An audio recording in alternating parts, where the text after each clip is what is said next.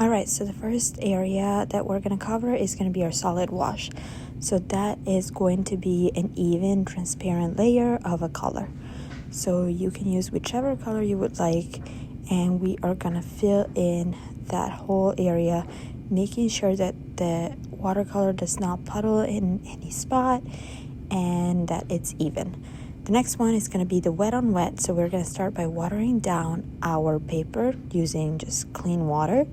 And then we are going to just grab our colors and draw on our water. So that is going to create colors that bleed into each other and those lines that are not very defined.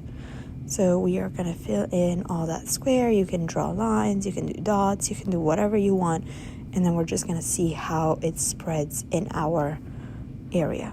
The next one we're going to do is going to be the dry on dry. So that means using a dry brush and an almost dry watercolor. So we're just going to grab our dry brush, dry watercolor, and that is going to create another sort of texture. So we're going to be able to see the paper through this texture, and that's the dry on dry. Next one is going to be the blotting. So how we're going to start it is we are going to just grab a color again, and it's going to be a solid wash again. So make sure you have enough water and enough color just to cover that whole area nicely. And then what we're going to do is grab a tissue or a paper towel and slightly remove some of that color away. So this is great if you want to create like clouds in the sky, or if you want to like lift the color to remove it a little bit if you make a mistake. So next up we have some salt. So we are going to basically do the same that we just did. We're going to start with a solid wash for this one as well. So we're going to fill that whole entire area with our watercolor, still keeping it transparent, still keeping it very wet and nice. I like to use more water in this area. And then we are going to grab some salt and we're going to spread it around. We're going to let it dry like this, which is going to create a different kind of texture that I'll show you in a minute. Next up, we'll have the wax resist. I'm using a crayon, so I'm just using white. So you can just draw whatever you want in this area.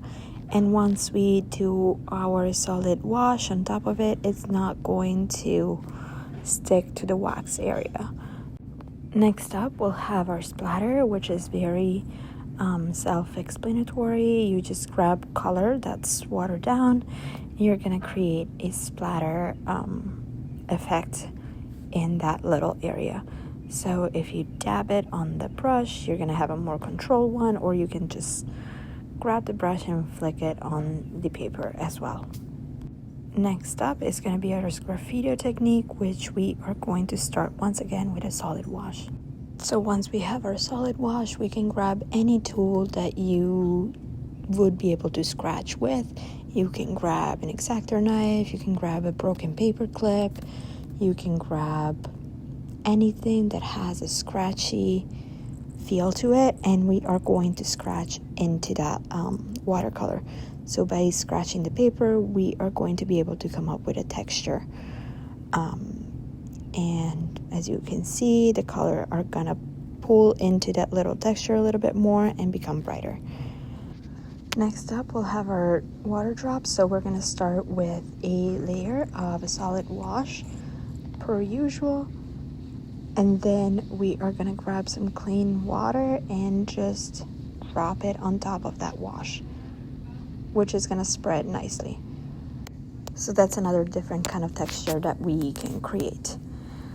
After that one, we're gonna start with our negative painting, which means basically painting around our subject. So you can decide to create whatever you want in this little area. It can be a heart, a star, it can be something even a lot more complicated, but we are just basically going to start with our little outline, and then we're just going to paint all around it. After that one, we're going to do our plastic wrap texture.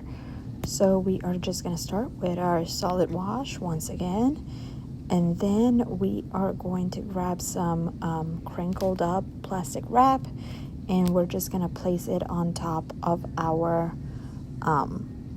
wash. So what I'm doing is I'm taping it down just because I just want it to stay right there. You can tape it down, you can just leave it on top, whichever you prefer, as long as it's pretty pressed down.